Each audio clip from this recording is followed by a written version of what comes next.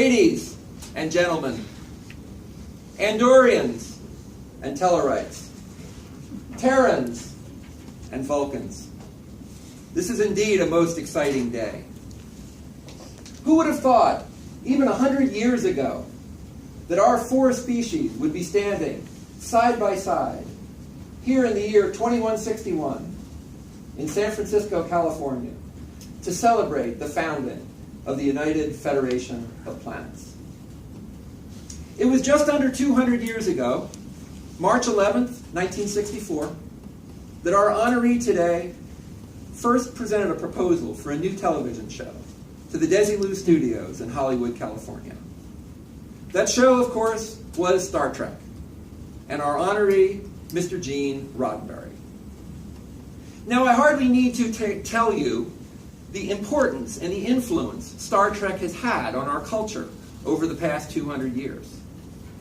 With its 30 seasons of television, 726 total episodes, 13 movies, and countless numbers of books and short stories, Star Trek has influenced Terrans and races all over the Alpha Quadrant. In fact, I think it's safe to say that without Star Trek, the United Federation would have never come to be. And without Gene Roddenberry, Star Trek would have never come to be.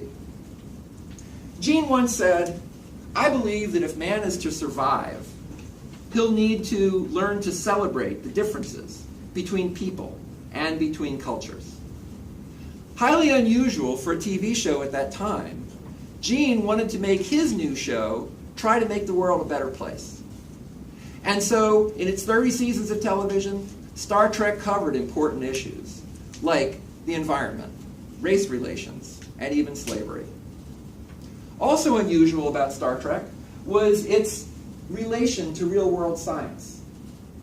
Gene always wanted to try to make sure that Star Trek science would parallel real-world science as much as possible. In fact, in the words of Matt Jeffries, lead designer on Star Trek and namesake of the Jeffries tube, Gene always insisted that everything be believable. He said what we were trying to do is to visualize what the 10th and even 20th generation of current-day technology would look like. Well, with its insistence on believability of science and on making the world a better place, it's no wonder that Star Trek had influence all over. In fact, many of the late 20th and 21st century scientists and technologists were directly influenced by Star Trek. Just some of the many examples we could give are astronaut Mae Jemison, the astrophysicist Neil deGrasse Tyson, and technologists like Bill Gates and Steve Jobs. All were inspired by Star Trek. Now, of course, in reality, there was no Zephram Cochrane to invent the warp drive in Bozeman, Montana in 2063.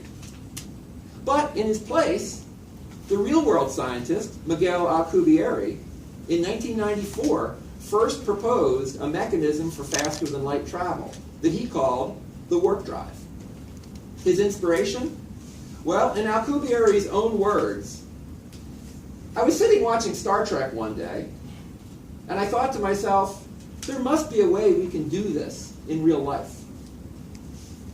And so today, we present our award for the greatest cultural influence leading to the founding of the Federation to Mr. Eugene Wesley Roddenberry. This is for you, Gene, wherever you are.